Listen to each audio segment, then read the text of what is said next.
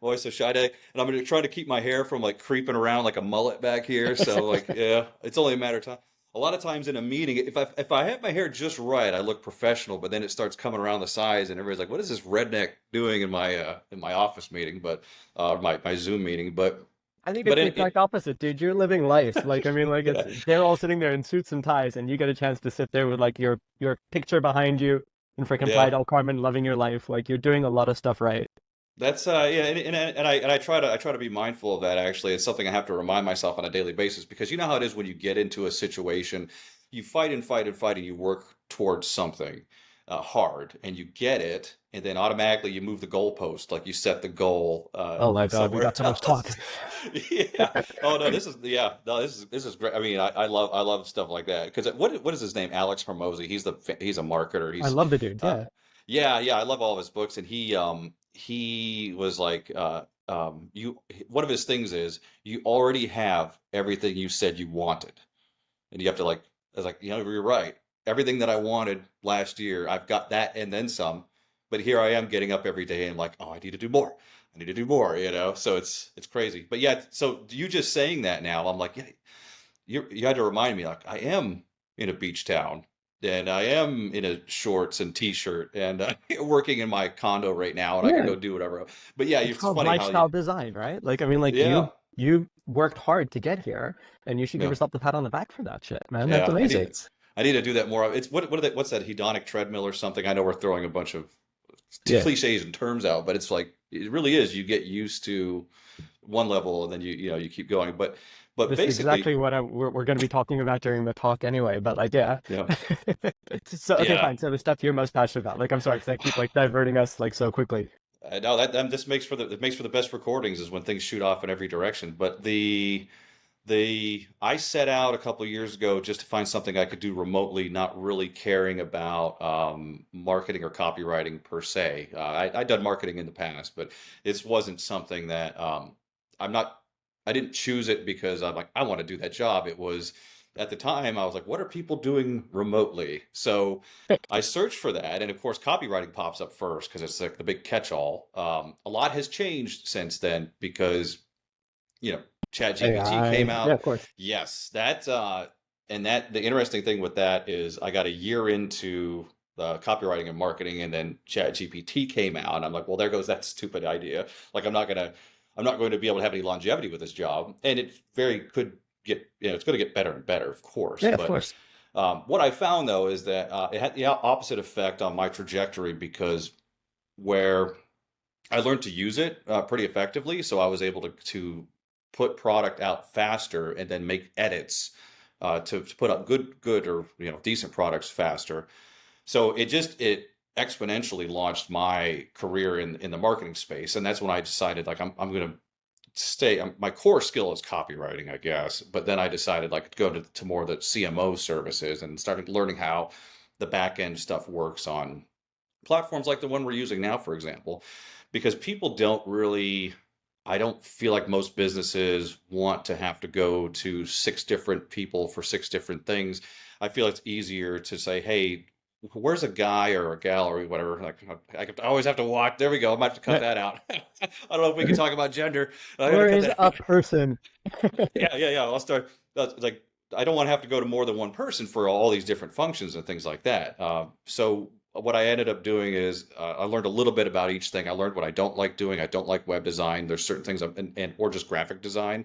But it was good to learn that I don't like to do those things. But I do know what works and what doesn't. So you know, I landed here last, I don't know how long ago it's been now. I just relabeled myself as a fractional CMO and then just ran with it. But, you know, and so now I organize teams and, you know, do a little bit of this, a little bit of that. So I know just enough about everything that I can manage other people and then I can jump in on certain aspects of it. But I'm not really a specialist in any particular thing. But to answer your question about Yeah, what I yeah. enjoy doing, is I really love this stuff. I love any type of like podcast, even if I'm not part of the recording. I do enjoy being on a show if I can, but I enjoy like the editing process and the SEO. I mean, some of it's some of it can get a little like repetitive, Right. but Yeah.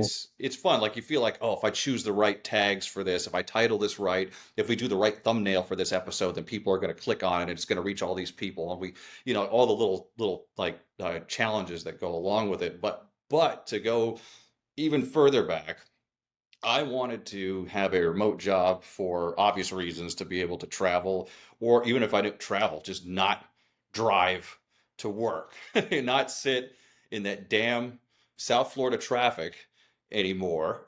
So Amen, brother.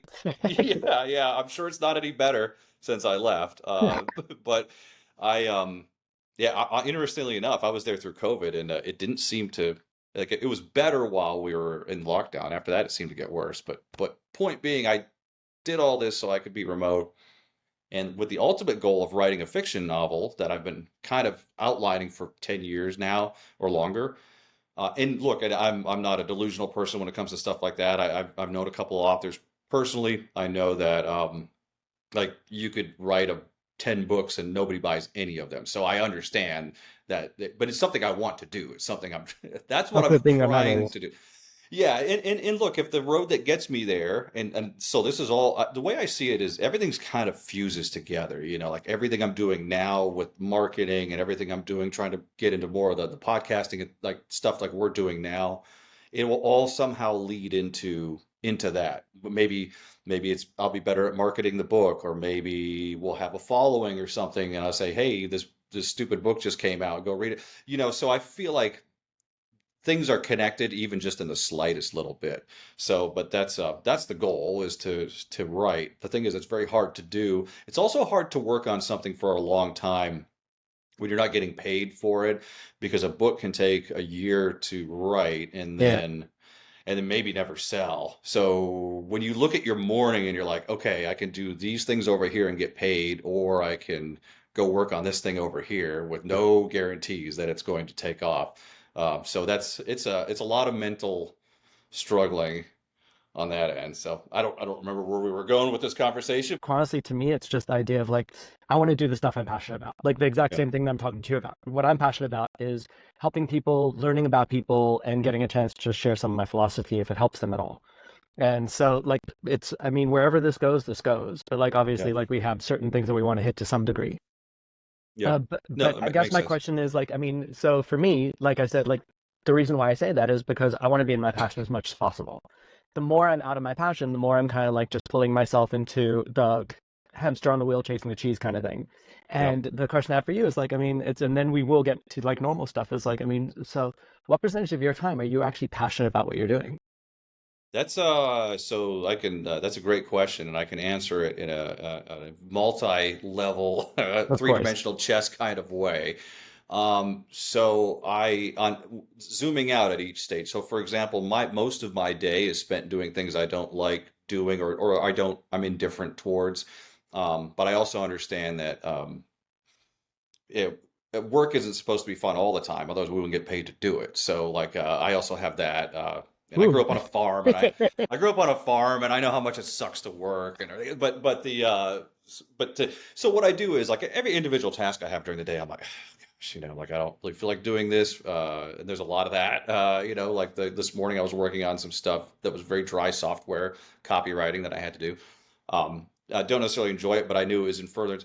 So I look at it like that. I zoom out a little bit. I'm like, okay, this is all in furtherance of getting to a larger goal. So I'll work on the weekends, and a lot of people. This has come up very recently. This conversation. I'm so glad we're talking about it. A lot of people will say that people that work with me will say, "Oh, well, I only work." This is them talking. I only work, 4 hours a day, and I don't work on weekends. And I said, well, I respect that, and I like that. The thing is, they're not making any money right now, or they're just starting off. I said, well, like I get the whole work-life balance thing. I know that some of us are, like a little bit older generations are like not, it's not ingrained in us because our parents were like hard workers. So I do agree that we should all chill out a little bit more. However, um, I don't, I can go places and stay in nice apartments. If I drop this computer in the pool later, I could go buy another one. I'm not. Yeah. I'm financially, I mean, I'm not rich, but like I'm financially secure. Like I don't think about, so, and that's all because I work a lot and I've got great clients, yourself included, where like, because I worked super hard to get here. So to answer your question in a very super roundabout way, it's I don't, most of what I do during the day I don't necessarily enjoy, but it's building towards something. So because of all the hard work I did, doing writing copy for like $25 for an article way back in the day and grinding to get here now, we're able to do things like this. I'm able to do this now because I worked super hard. So I guess I'm just trying to set myself up for eventually, and I keep saying this, it may never happen, but eventually I will only do what I like to do. But with the, like I mentioned before, like some things just aren't going to be fun. So yeah, I don't know. That's a really, really weird answer, but I kind of try to always take a step back and say, look, I'm working 7 days a week right now, but I'm getting there. Like I'm hitting milestones. I'm getting there. So So, I mean, like, I mean, this is definitely something that we can go into in so mm, much different levels and perspectives. But it's sure, just, to me, it's the thing that probably was the biggest shift for me ever was like, and it was just recent, was like bringing you and that on. And the fact that like it's this, there's an awesome book. It's called Who Not How. I don't know if you've ever heard of it, but like, I I mean, the have, title tells you everything that you need to know, right? yeah, Like, it's just like, yeah, so yeah, like if you enroll someone in your vision and they are good at what they do and it's something you don't like to do, what you've got at that point in time is you don't need to worry about how to get it done because there's someone else that does that thing really, really well. And you get a chance to do the thing that you do really well and move your vision forward. And I swear to you, dude, like a week ago, I was actually like, I was just walking through Marshall's doing some shopping. And as I was there, like all of a sudden I found myself starting to feel like I wanted to cry out of joy. And it was love because I it. was sitting there thinking to myself, like, oh shit, I've got work to do. I've got things I need to do because I was still kind of like in that old mindset.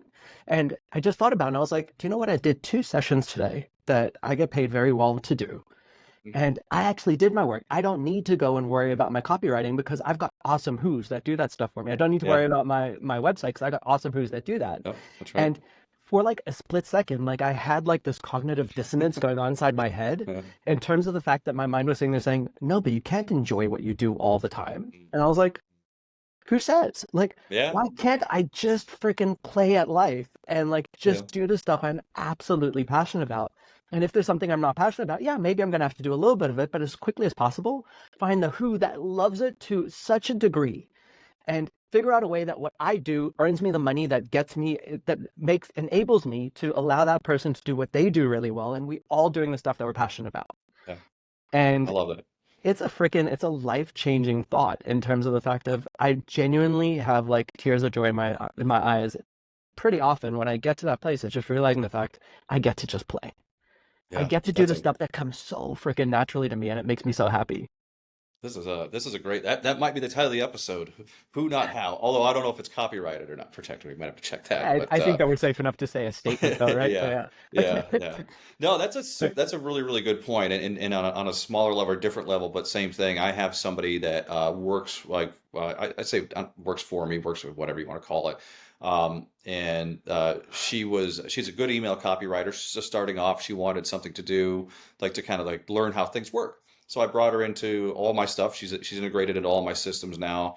And just that. I mean, just I get up in the morning and I'm like, I'm on the way to the gym or whatever, or not. Maybe I'm not on the way to the Yeah, gym, but whatever. Yeah. I'm out for a walk and thinking about the gym, but not actually setting foot in there. But I'm out for a walk and I'll have this idea, and I'm like, oh, I need to do all these things. I'm like, well, no, I don't. I can Tick, tick, leave a tick, tick, tick, voice tick. note. Yeah, I'll because some of these things transcribe, so it's even better. So I'll just leave it. I'm like, and then I don't have to worry about that now. It's really, And but I see yeah, that in you, dude. And like, it's obviously like, I mean, it's a process to get there. I'm not saying that yeah, today you all of a sudden like leave everything behind. yeah, But the more you can get yourself into that mindset, like, I mean, you said something earlier that really kind of like just like struck me a little bit. That idea of like, you can't always enjoy what you do when you're working. And I'm like, maybe that is just a filter of which you see reality. And that's actually what I could want to be, talk to you about today in a very big way. And it's sure, not to say that that has to be an absolute truth in terms of the fact that like if you're not enjoying it, you shouldn't be doing it. But maybe your aim in life should just be like, I mean, if the stuff I just genuinely don't enjoy, there's going to be someone out there that it is exactly their thing.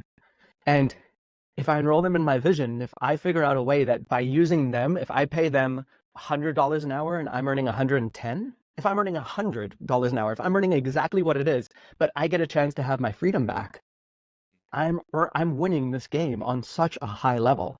Yeah. Yeah, that's really good. I like what you just said because there are literally subcontracts of mine that I don't want anything to do with that I've had for a long time. Where the because I got those contracts as a marketer, because I got them when I was fairly new, the contract is very low. I don't get paid a lot to do those. So there are a couple of them that I am breaking even on by having somebody else do it. But I get to maintain that client and I get some benefits out of that. And I'm more than happy to part with all the retainer fee for that person Yeah. so to not even have to touch it, so you're exactly right. I totally agree with you on that. Even if you break even, you're mentally you're still far Or ahead, right? So Or like you mentioned Alex Hormozy, like I mean the dude gives out so much free content, knowing yeah, full well that like I mean he could be charging for earning money, but he knows that that is for him like what he calls a lead magnet in order to get yeah, people into the bigger things that makes him so much more money. That yeah, even if it's at a loss, but you get a chance to like pull people into the thing that will make you the big money on the on the back end, you're yeah, still winning the game, and like sometimes it's okay to lose a little bit now. Like yeah, it's and like the reason why I'm bringing this up is like I mean this is the kind of stuff that I love doing with people. It's just like changing that perspective. I hate that thought that you've got in your head of work can't be enjoyable all the time. Like, what if that's wrong? Like, what if there's just that slight possibility that work could genuinely be enjoyable, and if it's not, then you're pulling yourself out of your own alignment. And the more aligned you are, the more you could earn a higher revenue, the more you can pull yourself towards the things you want. And there's other people that the things you don't want to do are exactly their happy spot. yeah, yeah. I've so to touch on that point real quick about like what I've it's the age of the internet, right? So what I've learned, and this just isn't with previous positions or anything, but what I've learned is somebody will say like, well, I wonder, like somebody will bring up some obscure topic or some obscure role or something, and something like, well, I don't think anybody would be into that. Search the internet.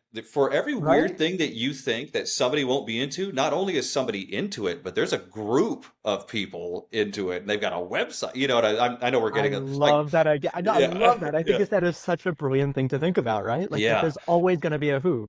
Yeah, there's always going to be a who, and I'm kind of making in doing it in jest, like the weird like groups and what the Yeah, weird what I consider weird. I shouldn't say weird, but strange to me anyway. But it's true of anything. Like there are probably actually I know this for a fact. I don't like web design. I don't like coding. I have a guy who does it and he loves it. I don't know why, but he does.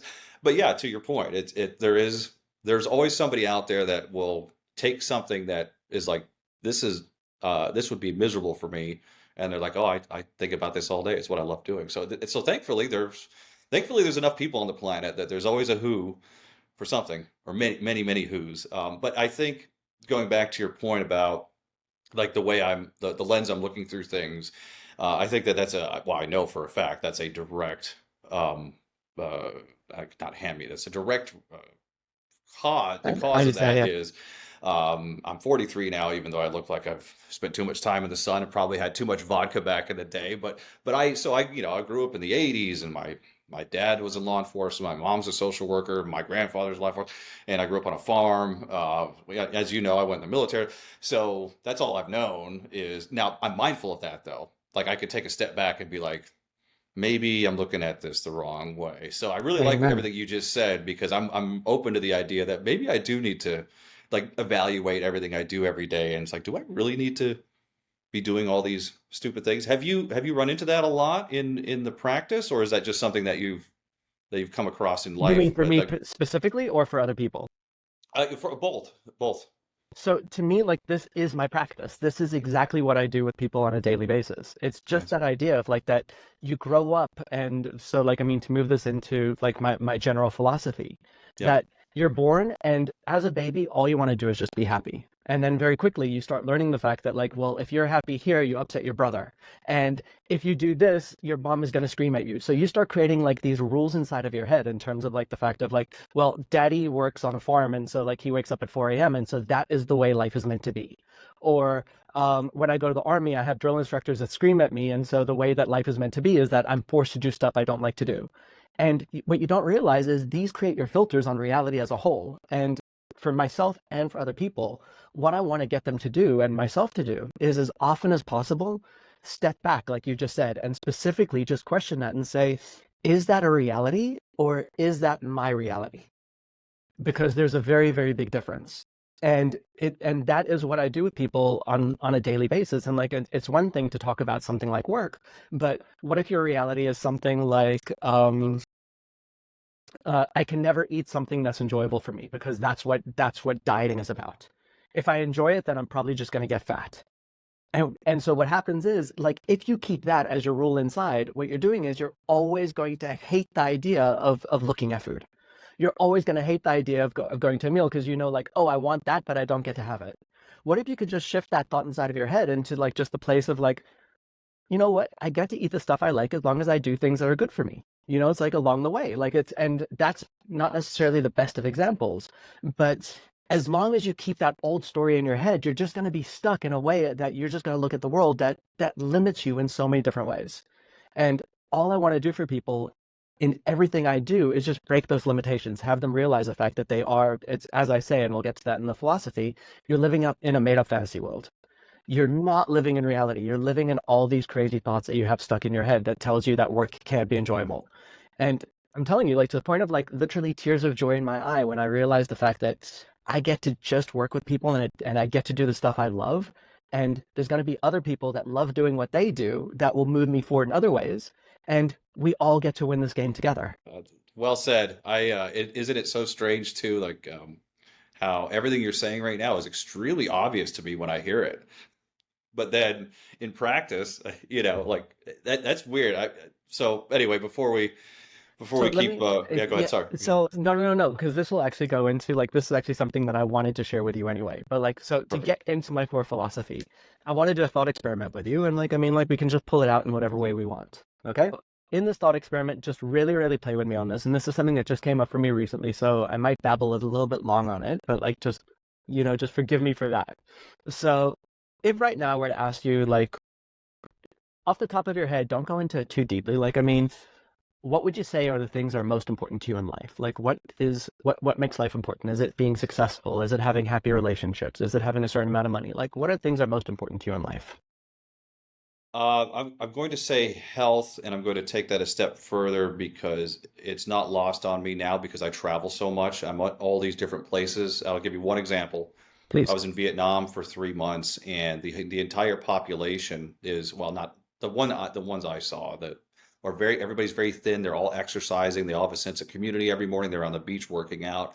And then when I go back home, it's in South Florida is a little bit different because there's a lot of fit people that and a lot of vanity also. But but what worries me or what's important to me is being mobile, being able to enjoy, being able to do things, being not necessarily being in tip-top shape, not necessarily all that, but what's important to me is enjoying my however much time I have left and not ending up. So that's it's kind of a weird thing, but I would say health. But when I say health, I mean like mobility and keeping my cognitive function. And then so that Staying would be young, probably for lack of better wording. yeah, or at least being able to enjoy things and not having like some immobility or something that prevents me from doing things. Financially, not so much, honestly. I don't need that much to live off of. I mean, who doesn't like money? Money does give you options, of course. Like I said, if I want to go stay at the Hilton, I can go stay at the Hilton without thinking about it. But it's not really that big of a deal as long as I have enough to be comfortable. Like I'm not like aiming for some number in my head, like a lot of people have this number they want to hit. Um, and yeah, I'll stop there because I don't remember. And I don't know how many of those you need, but yeah. it's but like I mean like so I guess my question is like I mean just moving that a little bit forward in Hmm. terms of so how much of your life if you say that that is like your top priority, your top value, like how much of your life is really focused in around that as opposed to like working 7 days a week? And I don't necessarily like I'm just using that because you said that Yeah. earlier. It's very possible you work 7 days a week and actually still focus in on health. But if that is really like your top value, then how often are you giving that the amount of energy and focus that you say it deserves because that is what you named your top value? Yeah, I'm smiling because it gets the least amount of my time. So for example, and there's a little bit of an end game to this, meaning I'm trying to like pad everything now and set up a system and an agency and processes so Hmm. I can draw money off of that for the long term, which will keep everything else going because there are certain aspects of health, of course, that cost money. But to to answer your question, I routinely don't make it to the gym because I have like an early meeting or something I need to accomplish that day. I skip I'm supposed to do yoga every day because I love it. It makes me feel great, and I'm not very flexible. I just need to work on that. And that goes to the whole mobility as I get older, just being able to like move everything properly. So no, I don't. So the thing that matters to me most, I probably spend the least amount of time on, to be honest. So basically what you're saying here, like it's an I'm putting words in your mouth, and so you can also tell me like, Ori, that's bullshit. But like to some degree, what you're saying is that you've got long-term goals, and saying they're saying these things are the things I really want, and when I get those, then I'll finally get my health, right? Then I'll Yeah, finally get a chance to do the things I want to do, right? yeah, yeah, And yeah, so like one of the key tenets of my philosophy is what I say is you have no clue how to make yourself happy. And what I mean by that is if you know for a fact that health makes you happy, and feeling healthy and feeling free and feeling like all that sense of physical freedom makes you happy. But you sit there saying, yeah. So I know that makes me happy. But what I'm going to do is I'm going to focus in on these things because like these things are what's going to eventually get me there. The challenge is that you end up like walking across the street today and get hit by a bus, God forbid. What ends up happening is you sit there saying, well, I was planning for that day when I could finally have that, and you end up basically like going up to heaven going like just and I'm obviously using that as a stupid example, but you go up to heaven and you sit there saying like, well, life was good, but it could have been better had I actually focused in on the things that really matter to me in the moment. And it's not even the health thing, it's that sense of feeling healthy that your body's really looking for. And it's whether you get to the gym or not, but just that idea of feeling that sense of freedom, that sense of physical freedom and youth and youngness, for lack of better wording, that actually lets you, like on a daily basis, have that smile on your face and say, you know what? I get a chance to really enjoy my life today because I said it's important to me. And so I'm choosing to focus in on it today. And so the thought experiment I want to play around with you is like, so let's imagine that I create one pill and only one pill. And this pill, the moment that you take it, you are going to stay the age you are today for the rest of all time. Okay? So I give you the pill, you take it, and no one else can take this pill, so it's only you. And now you're going to be stuck at this age forever. So we fast forward 6 months from now, nothing's really changed, right? Like I mean, like it's the difference between today and 6 months from now, not a big deal. Fast forward a year from now, still not much has changed. Fast forward 5 years from now, small things have changed, but not very much. You're still doing the same stuff. You're still focusing on the same things. You still have the long-term goals. Now you fast forward 10 years from now, and people around you have gotten older and you've stayed the same age. And you sit there thinking, like, well, if I'm going to stay the same age, like, I mean, is this the stuff I want to be doing forever? And you start thinking about it, but you sit there saying, you know what? Like, I'm going to stick with it. Now fast forward 30 years from now and you're still the same age, and then that I come up in your head at some point in time and you go, 30 years ago, or you asked me if I'm doing the stuff I enjoy, and now it's been 30 years of doing this work for clients, and I got really really good at it, and I got really really successful, and I've got this business and I got all these different things, but like I'm still running the business and I'm still doing all these different things, it's now fast forward 70 years from now. So it's been 70 years that you've basically been like stuck at the same age. And at this point in time, you start sitting there thinking like about stuff like, do you know what? I'm still stuck in this mindset of like that I need to be productive, that I can't do the stuff I enjoy in order to like earn money. And for 70 freaking years, I've been yeah. stuck in this freaking mindset of doing stuff that I didn't enjoy. And you sit there going like, if I'm gonna live forever, if this is really an infinite game for me, like maybe that needs to shift. And then you Hmm. start thinking about your childhood and you start going like, but I can't get over it, like this is the way my parents taught me. And then you sit there going like, mom and dad are long dead. It's like, and like my friends from 70 years ago, from like 110 years ago, given the fact you were born like 40 years before this, like Yeah. my friends, they're long dead. And I'm still freaking playing the games that they put in my head all Yeah. this time. But like really fast forward into 70 years and just really think about the fact of like that you're still stuck in these mindsets that you've now had stuck in your head for like the last 110 years. Yeah.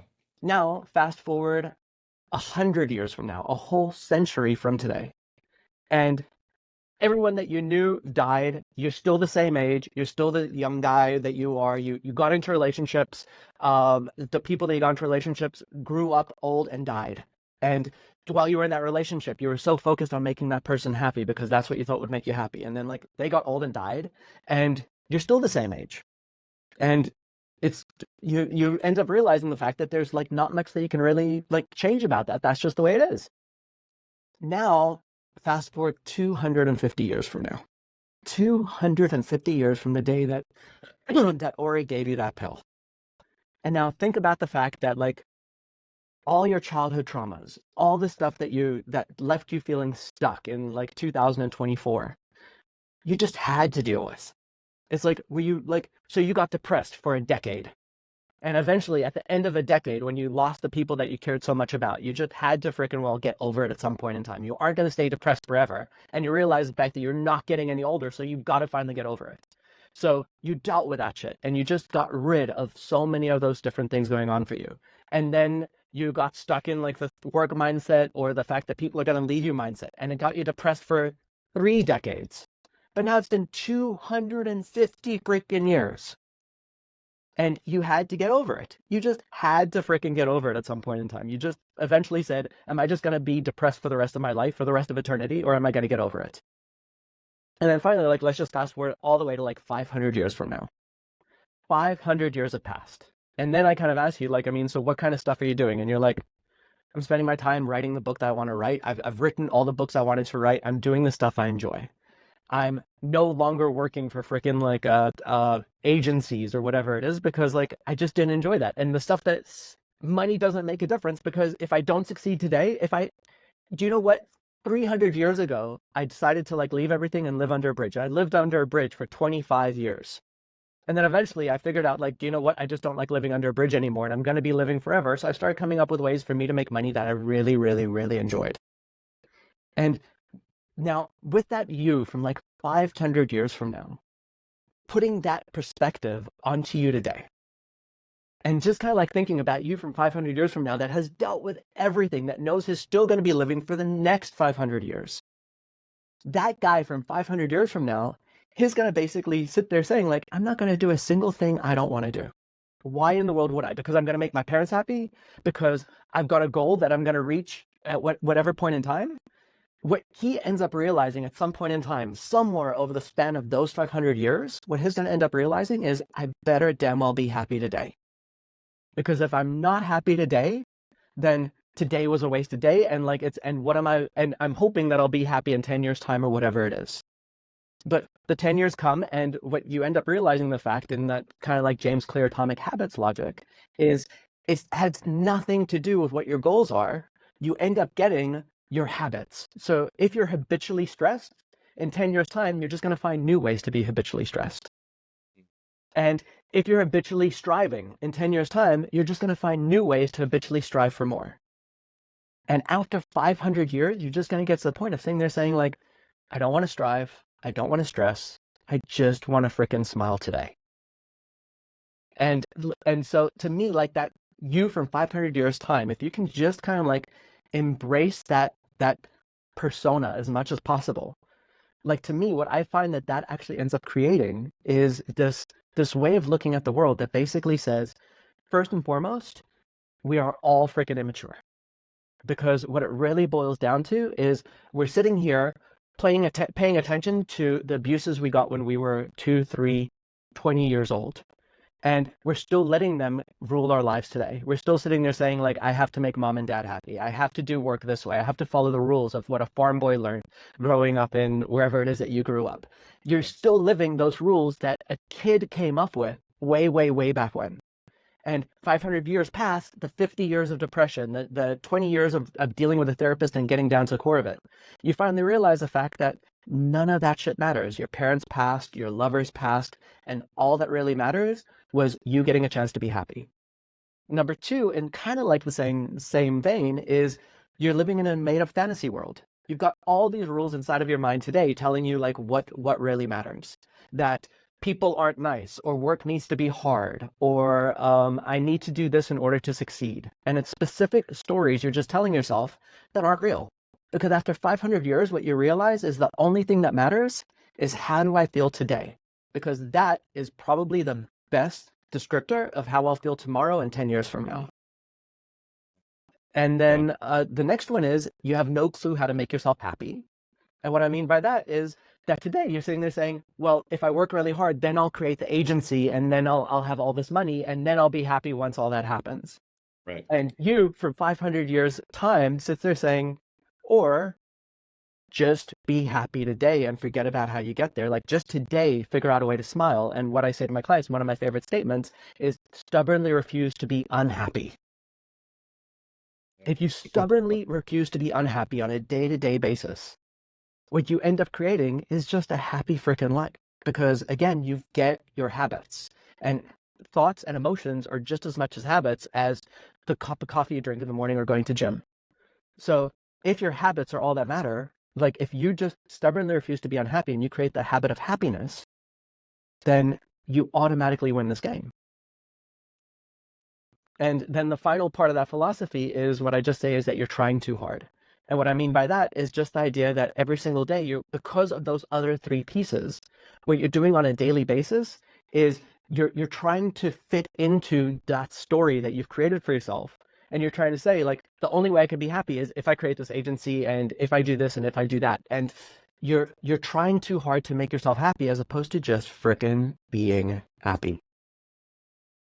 And like I said, it's a very, very, very long way of getting there. But like just that concept of like just really stepping forward through all your trials and tribulations and seeing what it's like of 10 years of fighting through all the different shit you got in your head and then getting over it, or getting depressed because people die. And you at some point in time realize, am I just going to be depressed for the rest of all time? You gave me that stupid pill and I wish you didn't give it to me, but now I'm stuck here forever. You get over the depression. And so, like, to me, like, everything I try to do with people is to get them into that mindset as much as possible of only thing that really, really, really matters, the things that you need to value the most, isn't even health. Because at the end of the day, it's you don't really have control over if you drink bad water and get sick tomorrow. You don't really have control over your hormones. You don't have control over if you try cross the street and get hit by a bus. But the one thing that you really do have control over is your thoughts. It's the only thing, your thoughts and your focus, the only things that you really, really have control over. And so, with that being said, what I believe that the top value for every single person has to be is just plain and simply self love and self acceptance. At any moment in time, just sitting there saying, like, even if they don't like what I do, even if I'm not going to do it right, I'm going to still smile at myself and say that I'm doing the best I can. I'm still going to be kind to myself. I'm still going to accept myself for what I'm doing right. And then the second one is that ability to just have peace with everything that happened in your past. To just get to that place of sitting there saying, all that bad shit happened to me, but if I let those stories keep going into my life today, all that I'm doing, pardon me, all that I'm doing is I'm continuing to not have to let those things pull me away from my sense of peace. So it's just time, like after 500 years, you just develop peace for the fact of like what your parents said to you when you were a kid, the breakup you had with your girlfriend when you were 15. It's like you just get over all that shit. You just kind of like have faith for the future because things are just going to continue. And you just say, like, everything will be okay. And if it's not okay, after that, it will be okay. And then the final one is just joy. Like just getting to that place of saying, like, the only thing that really matters in this world after accepting myself and having peace with the past and faith for the future is just making myself smile today. Stubbornly refusing to just not have joy in my life. And so very, very, very, very, very long-winded way to go through that thought Yeah. experiment. But like to me, like I think like it's and to go back to our conversation from earlier, to me, like that is what I want to work with people on. It's that idea of just getting them out of that out of those mindsets of the being immature, sitting there saying, this is the way I need to be in order to be happy. These are the stories about what work is. This is the stories about what people are. And the only thing that really needs to matter is how much today do I actually love and accept myself unconditionally? How much of today do I have peace with my past? How much of today do I have faith that everything will be okay in the future, even if things don't go well? How much of today am I stubbornly refusing to be unhappy? There are many things I could action out of that immediately because again, they're like we start the conversation off talking about things that I do that I don't that I don't care to do, or I don't want to say hate, but I just definitely I don't look forward to it.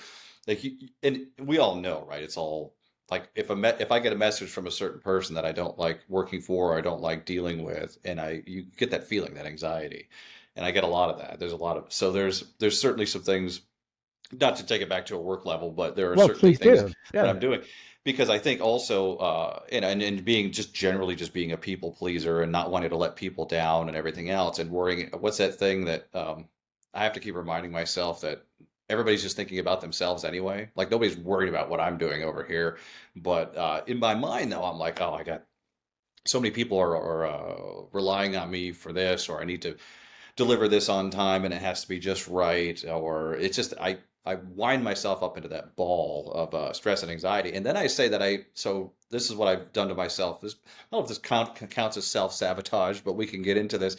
It's funny because I left all these roles where I had a lot of responsibility, like with the government. I had a lot of people on my team there eventually, and then after that, I built up the private investigator agency and all that stuff. And I went from my I would always say I don't want to have to deal with anybody. I want, like you were saying, I want somebody to handle things for me. And then all of a sudden, here I am again, organizing this massive team of people and all these moving parts. And no matter what you do, no matter how many things you delegate, you still have to step in on certain things.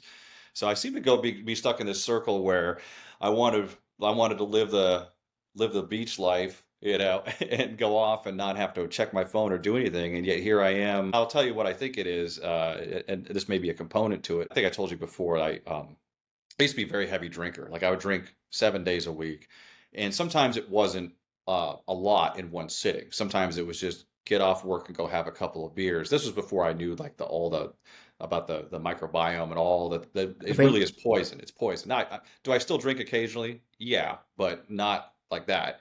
But I would get off work after a long day, go downtown Fort Lauderdale, and find a place that was still open, and just hit the bar, have a cheeseburger and a couple of beers. Never crossed my mind. Just I didn't know how much it impacted sleep and all those things.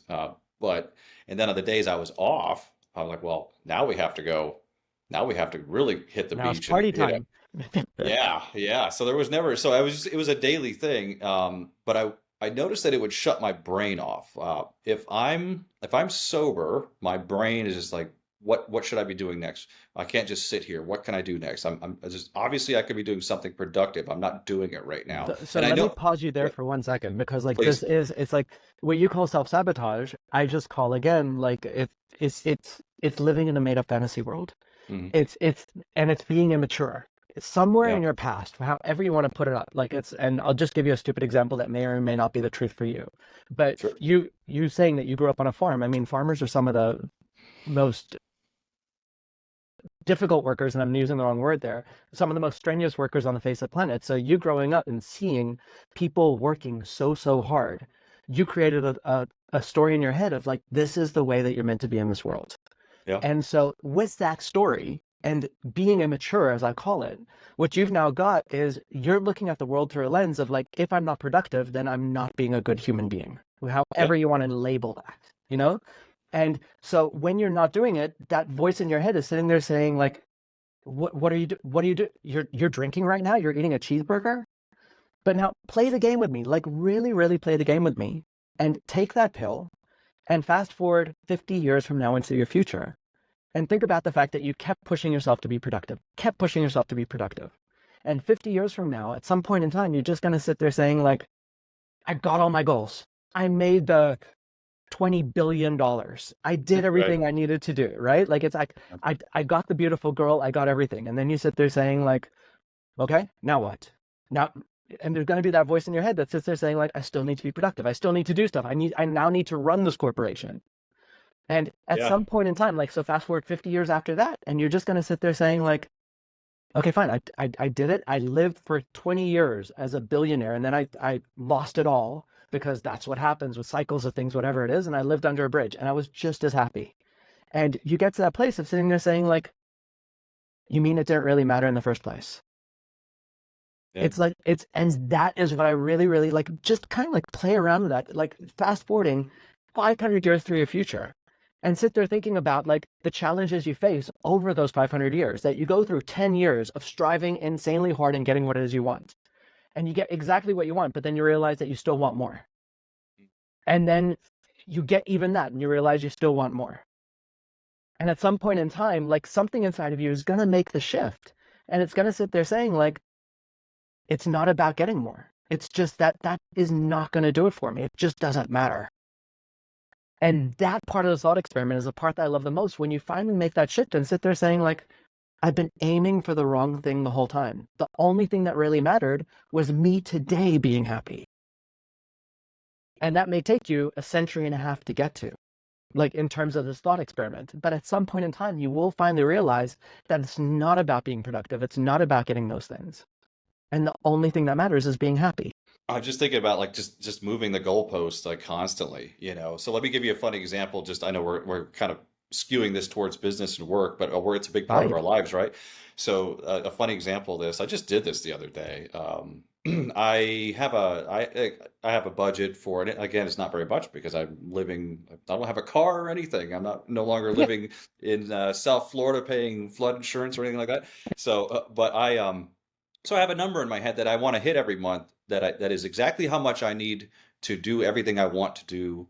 And it's not ridiculous, but it's everything that I want to do without thinking about money. Meaning, if I want to eat out 7 days a week downtown or a restaurant, I can do that. I don't have to, but it's the number that I have to have. And it's not like I'm living in an expensive place, but you know what I mean. Like I don't Mhm. have to think about money. So a long time ago, I hit that level of income, and then I was like, well, maybe I need to have that amount, but then I need to save up 6 months of that just in case I don't work for a while. And then I was like, well, so you know what I mean? Like I hit everything, I get everything I want. I know we're just speaking in terms financially now, but it works in No, every this is part of life, perfect. Yeah. Yeah, I do it all the time. So the person I got this from is Tony Robbins, and he talks about something Mhm. called your emotional home. And it's I love that concept of the fact of like, regardless where you go, you're always going to come home. And it's back to that concept of James Clear in Atomic Habits of, it's not what that you want, it's what your habitual habits are, what you do habitually. So I'll use myself as an example, and I was in the same rat race kind of thing in terms of like, I always had the dream of, what happens when I earn a lot of money? Like if I had this amount of money, then I'll be happy. If I got this amount of income, I'd be happy. And I was always anxious over getting to that next level. I was always anxious over getting to that next level, to the point that my general habit was anxiety around money. Like I was always sitting there thinking about money, always paying attention to the money in my bank account. Fast forward to COVID, and I was playing around with investments, and I made some really, really lucky investments. I'm not even going to say good, I'm just going to say lucky. And one of my investments just skyrocketed. And I looked at my bank account one day and I'm like, holy shit, this is a lot more than I ever thought that I would need, kind of thing. And the craziest thing, like I finally hit my goal completely. I was beyond my goal. Yeah. And the first thing that happened to me, like within like 10 minutes of my joy of seeing, I thinking I hit my goal, was the thought of like, oh shit, how do I protect myself from losing it? Yeah. And Yeah. so the interesting thing is, to go back to the concept of emotional home, is I always had anxiety around money. And because of that, regardless what it was, my brain was going to find a way to get back home. It was always going to find a way to get back home. So even when I hit my goal, the goal didn't matter. What mattered was my habitual action towards it. And my habitual action was always worry about money. So even when I hit my goal, my brain said, okay, cool. So now how do I find a new way to worry about money? And I found a way to worry about money. Yeah. And so that's what I talk about, the idea of you have no clue how to make yourself happy, or that you're trying too hard. And the fact that you sit there thinking that when I get this, I'm going to finally be happy. But the thing is, the only thing that really matters is how do you feel on a daily basis? Because that's how you're going to feel once you hit that goal too. Don't expect that to change. This reminds me of like hearing this from you now, and of course and we all have our influencers and everything else, but between Sam Harris, Joe Dispenza, Ryan Holiday, all those guys that I listen to daily, and Amazing guys, yeah. every day I'm like, yeah, that's it. Today I'm gonna implement that, and then halfway through the day I'm like, it's like dieting. Well, maybe tomorrow I'll do that, or it's just we just live. It's so amazing, isn't it? That like, even guys that some people just go through life and they're just oblivious. That must be nice.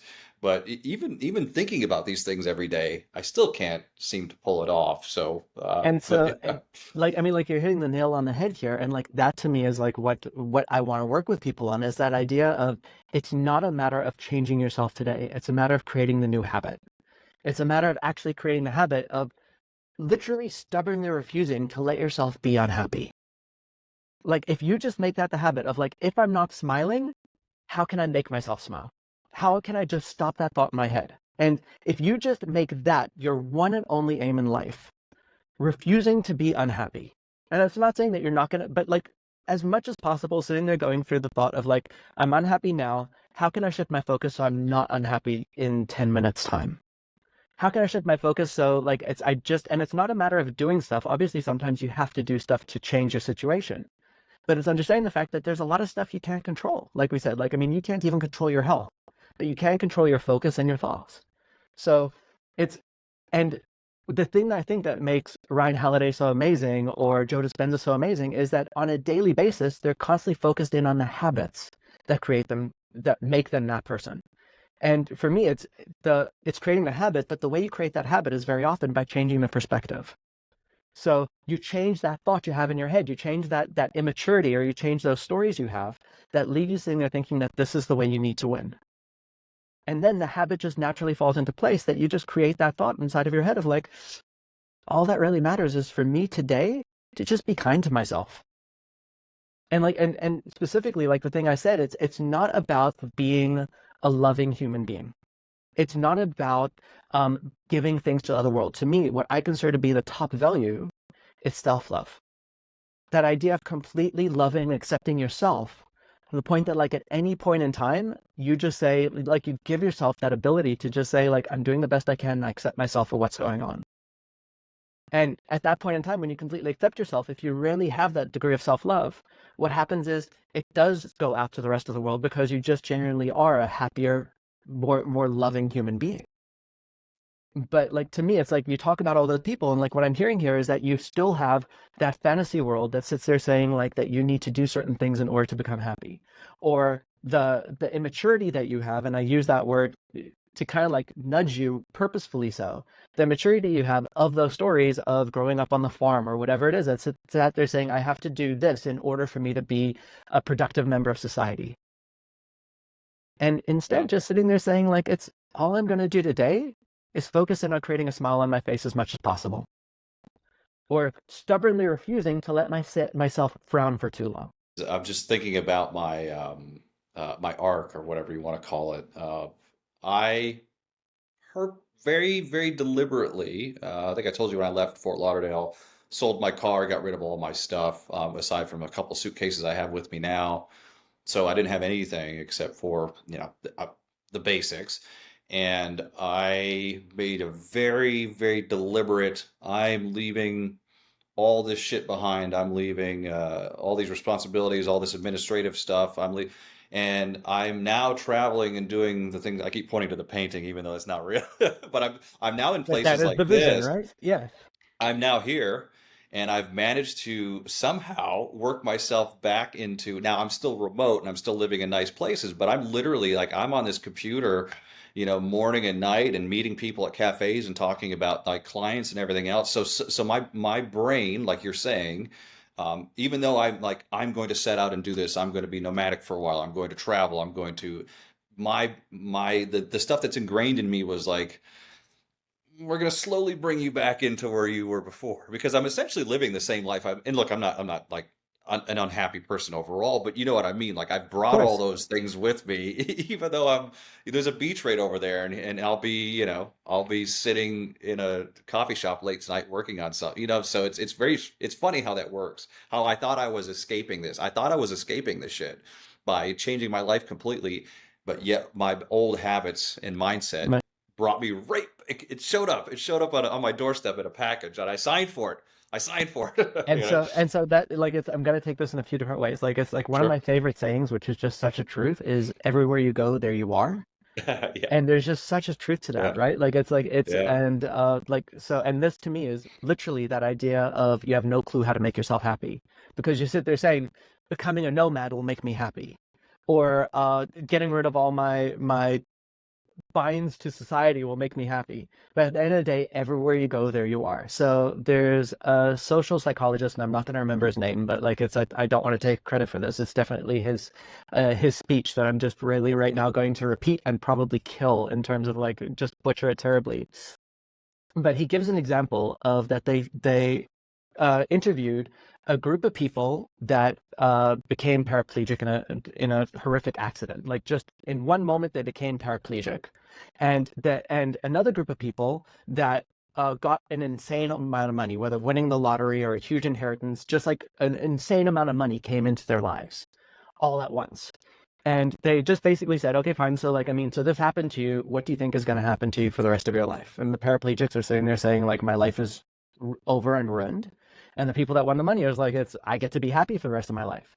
And then they fast forward, like, whether it was 2, 5, 10 years into the future, and they went to the same group of people, the surviving members of the groups, and they wanted to see how accurate they were about their statements.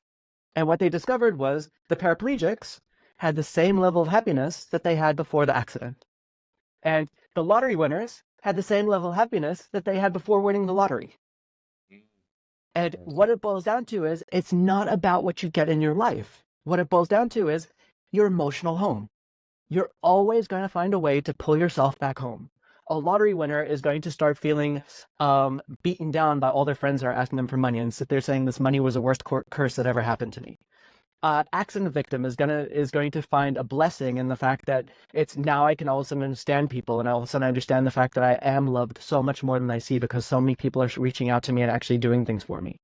And you always end up wherever you go, there you are. And so, regardless of what you think will make you happy, the truth is what will end up making you happy is just changing your emotional home and being happy today and continuing that habit. And when you continue that habit, you win today. If you die today, you win. If you die in 10 years from now, you win. We have to do something with that because that's important. If you die today, you win. You won. You won the day. You won the Absolutely. day, you know, like no matter You what happens tomorrow. Yeah. absolutely. And it's just that idea of just getting into the place of looking at your life in that way of like, I could die at any moment in time. And if I'm always saving for a rainy day, then I'm losing this game because like I'll always the habit I'm creating for myself is the waiting for the rainy day is preparing myself for after that rainy day that I'll be okay.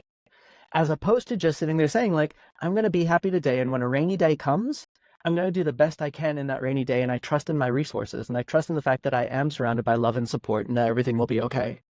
And I'm not going to be that kid that's going to be afraid of the world. And it's not talking about being completely hedonistic. It's about realizing the fact that what really matters is on a daily basis, finding ways to be happy.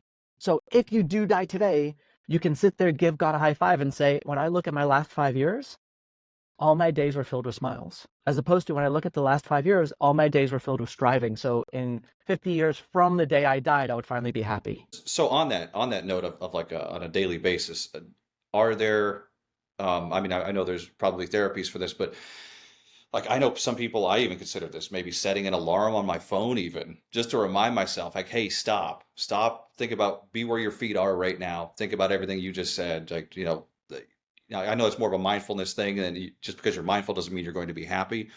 But is there any technique or anything that you could just like, okay, stop There's what you're doing right there's now and just think, there's so many techniques, but like it's I mean the one that I love the most isn't that again I'm just gonna quote James Clear for it. It's like if you want to start running, what you do is you make it easy to start running, right? Like so you put your running shoes and your jogger pants like right by your bed and you set the and so like when you Yeah. wake up it's easy for you to do. Like I mean like if that's too hard for you, go to sleep in your freaking jogger pants and just like slide into your shoes.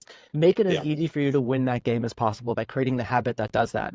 And Yeah. so for me, and it's absolutely crazy, but like I put reminders for myself. Like it's I mean I don't do this as much anymore, but in hypnosis or NLP, it's something called anchors. So for example, this little necklace that I have, every single time I put it on, I follow it up with a statement that I'm a leader. I inspire others to become who they truly are. And so every single time I just feel that necklace, every single time I put it on, I repeat that statement to myself in my mind. 5 years ago, like, I mean, when I was first starting off on this and I was really doing it, I actually took a magic marker and I wrote on my body beneath my shirt. Really? And That's, I know it sounds absolutely crazy. It's freaking yeah, insane. Like, I'm not saying that other people need to do it, but I'm using myself as the crazy example. sure. But like, why the hell not on the other side? Like, why the hell not do the crazy stuff that makes you laugh at yourself? That Yeah. makes you do the stuff that you say, I'm making a change and I'm gonna do it in a crazy way. That like I didn't even have to like lift my shirt to think about it, I just knew that like over here on my chest, I Right. wrote something, and like I would just imagine my chest and it would bring a smile to my face. I Yeah. like everywhere in my environment, like I've got like little cards. I don't want to show it too much, but like I've got little cards that I always keep around me that I have in my wallet. I sleep with things underneath my pillow that like specifically do it, that like it's, and I'm definitely taking it to an extreme, but what I'm doing is I'm giving myself a ton of reminders at any point in Right. time that just do it for me. So like it's having things in your environment that bring you that happiness. And then Yeah. yes, it's obviously like at the same time, like just doing small things like on a daily basis. If you're unhappy, you kind of like just jar yourself out of it. You say like, do you know what? I'm gonna take a cold shower. I'm gonna go take a walk in nature, and I'm gonna find 5 things to be grateful for. It's like however those small things are, but like all you're doing is you are at first training your brain to create the new habit. And at first you have to be a little bit more crazy about it. Like now I don't need to write myself on myself anymore because it's so locked in my brain. Even though I haven't written on myself for like the last 3 years or whatever it is, I still can imagine the writing on my chest that when I imagine Yeah. my chest, I still get the smile.